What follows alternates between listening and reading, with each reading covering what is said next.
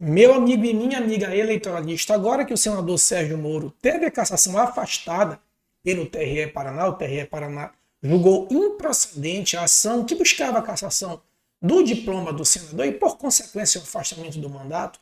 Então, ela foi julgada improcedente por maioria lá no TRE Paraná. E agora, tendo em vista esse julgamento, ainda é possível uma eventual cassação do senador? É isso que a gente vai responder nesse vídeo. Fica aí até o final, tá? Primeira coisa que a gente precisa entender aqui no processo do senador Sérgio Moro. Ele foi processado, né, ele foi representado pelo PL e pela federação que envolvia o PT, que envolve o PT e o PCdoB, basicamente, né, são os partidos nucleares aí dessa federação. Então, propuseram duas ações contra o senador que foram reunidos e julgados pelo TRE aí de forma conjunta. Uma ação de investigação judicial eleitoral, a AIGE, que tem como causa de pedir o abuso de poder econômico, político e o uso indevido dos meios de comunicação. Especificamente aqui no caso do senador Sérgio Moro, a causa de pedir era uma imbricação, né? Uma mistura de abuso de poder político com abuso de poder econômico, né? E eventual deferimento, desculpa, eventual procedência dessa representação levaria aí à cassação do diploma e à inelegibilidade do senador pelo prazo de 8 anos a contar das eleições de 2022, tá? Só que o TRE Paraná julgou improcedente essa ação de investigação judicial eleitoral. O que dizia essa ação de investigação judicial eleitoral? Bem, a propaganda eleitoral oficialmente só começa no dia 16 de agosto dos anos em que se realiza a eleição. Então, só começou lá 16 de agosto de 2022. No entanto, antes do dia 16, existe uma fase aqui no processo eleitoral que é uma fase que não há um termo inicial. Obviamente que o termo final é a véspera do início da propaganda. Mas não existe um termo final, que é a chamada pré-campanha eleitoral. Então, antes do dia 16 de agosto, é possível fazer alguns atos que a gente chama de excludente de pré-campanha eleitoral. Existe um rol lá no 36A, então pode dar entrevista, pode divulgar os atos parlamentares, enfim. Alguns atos lá do artigo 36A da Lei das Eleições são permitidos sem que isso configure pré-campanha eleitoral. Tá? No caso do senador Sérgio Moro, o que aconteceu no caso específico? Primeiro, não sei se vocês lembram, né? Ele era pré-candidato a presidente da República pelo Partido Podemos, né? Fez diversos eventos aí com grandes telões lançando a sua pré-candidatura.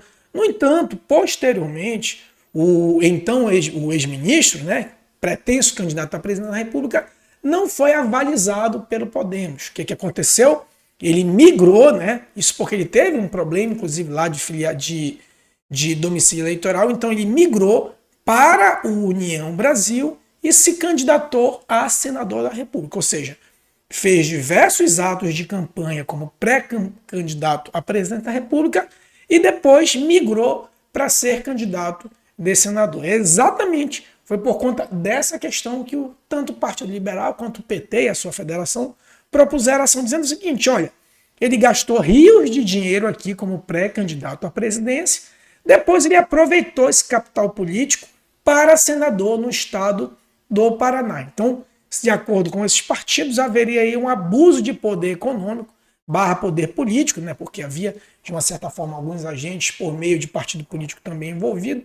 Então, esses partidos autores aí, investigantes, disseram que ele gastou muito dinheiro na pré-campanha e ao ferir um capital político muito grande para o Senado da República, né? Então, por exemplo, um grande raciocínio era que lá no Paraná, em média, o teto de gastos para senador seriam 4 milhões de reais. Aí é de acordo com... Aí as contas podem variar de acordo com o voto divergente ou de acordo com a petição inicial de cada autor, mas a gente pode chegar aí num ponto médio que só na pré-campanha ele teria gasto cerca de 2 milhões de reais, né? Ou seja, daria aí quase a metade dos 4 milhões, que é o teto de gastos para o Senado da República no Paraná. Então, por isso haveria um abuso de poder durante a chamada pré-campanha. Essa pré-campanha que a gente não sabe quando inicia, só sabe quando termina. Então, é um período muito cinzento, uma zona cinzenta de definição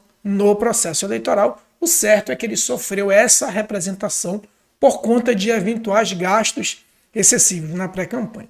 O TRE Paraná afastou essa questão e agora vem a grande questão. Ele ainda pode ser cassado, né? Há a possibilidade de ainda ser cassado. Bem, como ele disputou o cargo para senador da República, então a competência originária para julgar essa ação de investigação foi no próprio TRE Paraná. Então, o que acontece? A instância originária, o primeiro grau de jurisdição é o próprio TRE Paraná. Muito embora seja um tribunal colegiado, a instância originária acaba sendo o TRE Paraná. Certo? Então a instância originária é o próprio TRE Paraná.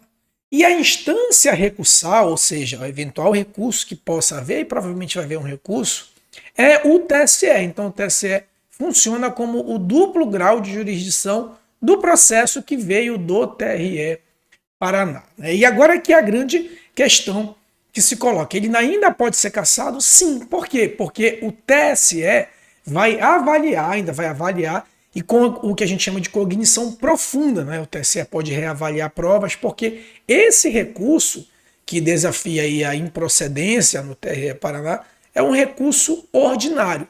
Então, sendo um recurso ordinário, é possível sim ser avaliadas, inclusive, provas lá no TSE. Então, ainda existe essa possibilidade do recurso ser julgado no TSE e a eventual procedência pode incorrer na cassação do diploma e na inelegibilidade pelo prazo de 8 anos do senador, a ver aí como vai se comportar esse recurso no TSE e a gente vai acompanhar, até porque talvez no próprio TRE ainda pode ter os embargos de declaração e só depois isso subir para o TSE como um recurso ordinário. Tá bom, meu amigo? Se você chegou aqui, meu amigo e minha amiga eleitoralista, você gostou da aula, então já curte, comenta, compartilha, isso é muito importante para o canal. Se quiser se aprofundar em direito eleitoral, eu vou deixar 2 links aqui para aquisição de material, tanto para concurso público quanto para a prática eleitoral, tá certo?